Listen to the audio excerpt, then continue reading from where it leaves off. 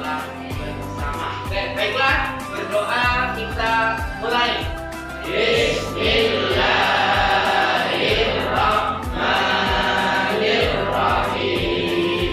Terima kasih. Semoga dengan bacaan basmalah tadi pelajaran pada pagi hari ini diberikan kelancaran dan ilmu yang kita dapatkan adalah ilmu yang bermanfaat. Ya, Pak Guru akan melakukan absensi dulu ya. Yang pertama Abdi Abdul Mutin, Ahmad Kozalzeh, Ambar, tidak masuk. Elsa, oke, Muhammad Rofi'i, Nadir Singgi, Tepuk 1, Tepuk 2, Tepuk 3, Tepuk 1, 2, 3.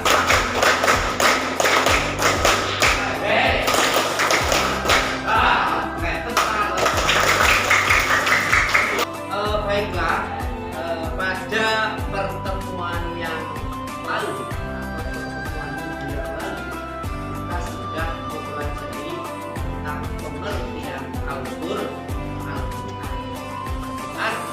menurut para ulama, baik secara bahasa maupun secara istilah, ya kan? Al-Qur'an pada intinya apa? Itu sebuah bacaan. Al-Qur'an itu diturunkan kepada Nabi Muhammad melalui perantara malaikat sendiri. Kita sebagai umat Islam diwajibkan ataupun diharuskan untuk selalu membaca Al-Qur'an dalam kehidupan sehari-hari. Masih semangat? Yakin masih semangat? Baiklah, kita masuk ke materi di bab yang kedua, yaitu tentang kebenaran penurunan Al-Qur'an. Oke. Tujuan pembelajarannya yang pertama, peserta didik itu mampu menghayati kebenaran penurunan Al-Qur'an. Kemudian tujuan yang kedua, peserta didik dapat menganalisis tentang sejarah penurunan dan penulisan Al-Qur'an pada zaman kedua. Kemudian tujuan yang ketiga, yaitu peserta didik dapat mempraktekkan ataupun mempresentasikan tentang sejarah penurunan dan penulisan Al-Qur'an pada zaman Nabi Muhammad SAW. Baiklah anak-anak, sekarang kalian perhatikan materi pelajaran yang saya siarkan ataupun yang bisa kalian lihat lewat layar monitor. Ya, kalian perhatikan, kemudian kalian amati, kemudian kalian analisis. Setelah itu, kalau kalian belum ada yang paham, bisa ditanyakan.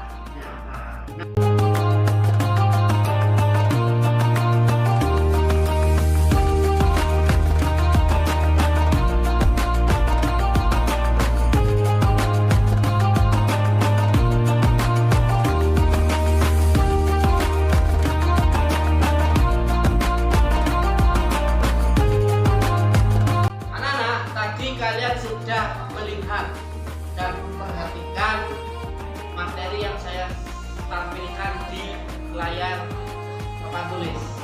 Nah, kalau kalian ada yang belum paham, belum jelas tentang materi yang sudah kalian lihat tadi, yang sudah kalian amati, bisa ditanyakan. Saya Pak Komisi. Ya, gimana Mas? Bagaimana sih proses penurunan Al-Qur'an kepada Nabi Muhammad SAW? Saya Pak. Ya, monggo, silakan.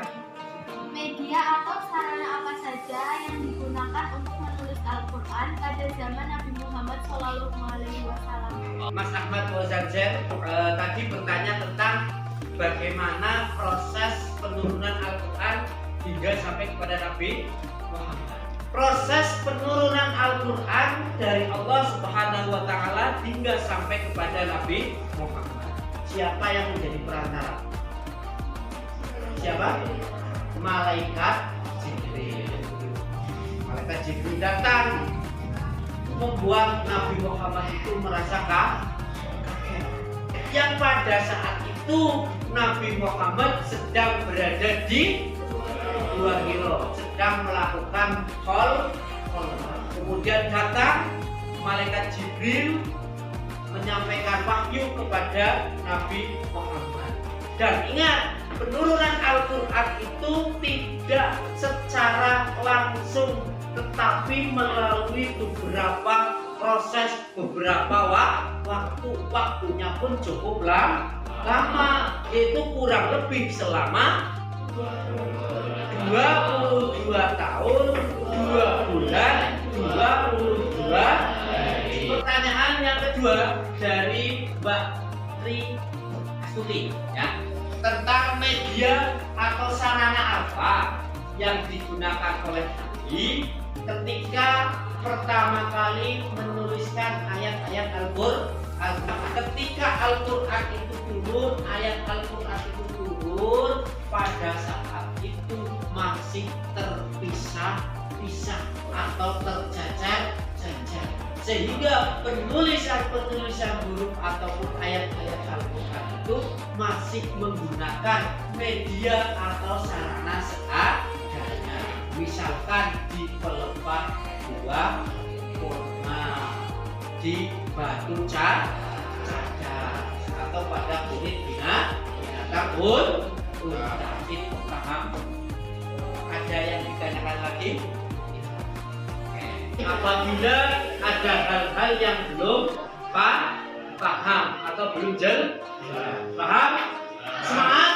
Setelah kalian mempelajari materi tentang kebenaran Al-Quran, sekarang kita akan melakukan diskusi kelompok untuk memperdalam materi dalam bab ini. Kelompoknya seperti yang sudah kita buat pada pertemuan yang lalu. Sebelumnya, Pak Arif akan membagikan lembar tugas atau lembar kerja peserta didik. Ini namanya LKP. Akan saya bagikan kepada masing-masing kelompok.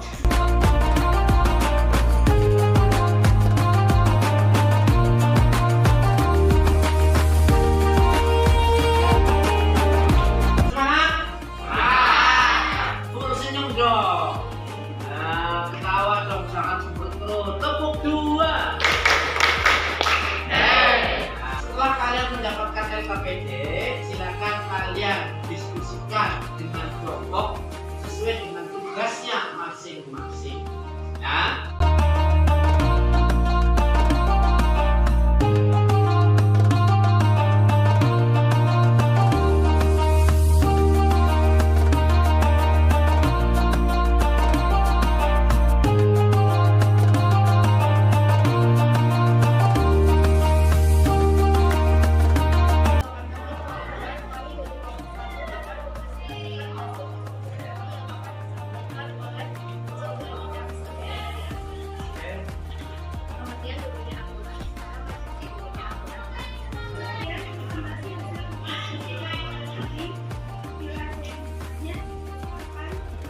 Mohon izin bertanya, bagaimana proses penurunan Al-Quran pada zaman Nabi Muhammad? Mohon izin, saya mau bertanya. Ya, silakan. Apa anjuran Nabi Muhammad SAW kepada para sahabat tentang Al-Quran yang diturunkan kepadanya?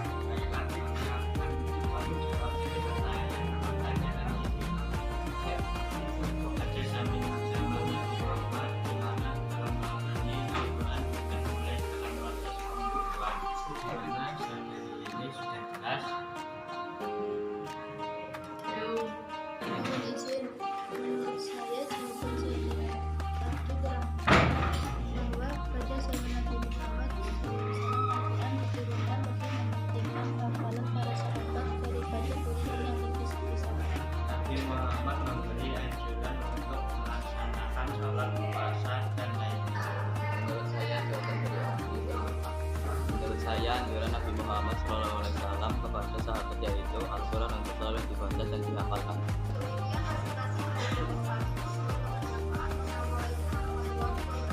Waalaikumsalam warahmatullahi wabarakatuh.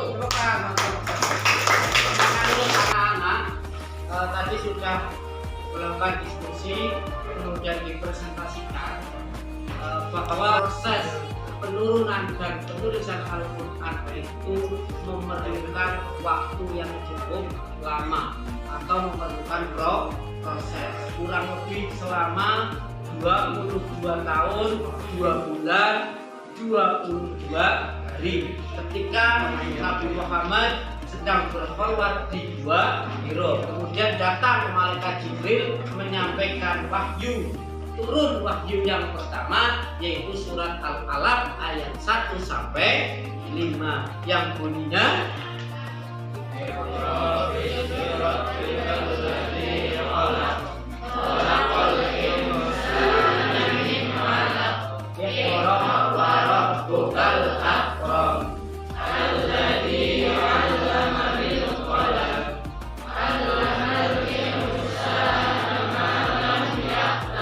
Kemudian periodisasi tentang penurunan dan penulisan Al-Quran itu ada 3 tahapan.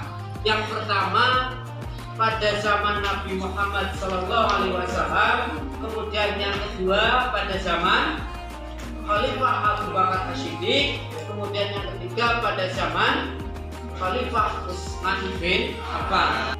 Baiklah, sekarang kalian mengerjakan soal-soal yang sudah saya berikan di lembar LKPD.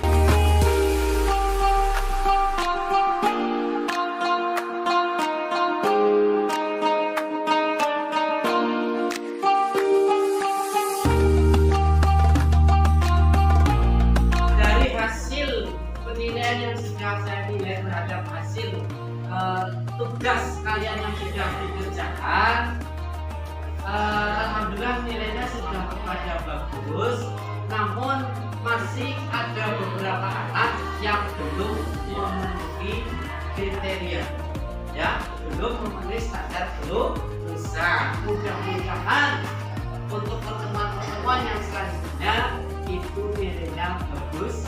Sebelum kita tutup pada pertemuan kali ini, Pak Arif menyampaikan jangan lupa belajar untuk materi yang selanjutnya bila dipersiapkan dipelajari di rumah. Semangat? Oke, baiklah, pada pertemuan kali ini pagi ini kita tutup dengan bacaan hamdalah bersama. Alhamdulillahirabbil alamin. Sekian, assalamualaikum warahmatullahi wabarakatuh.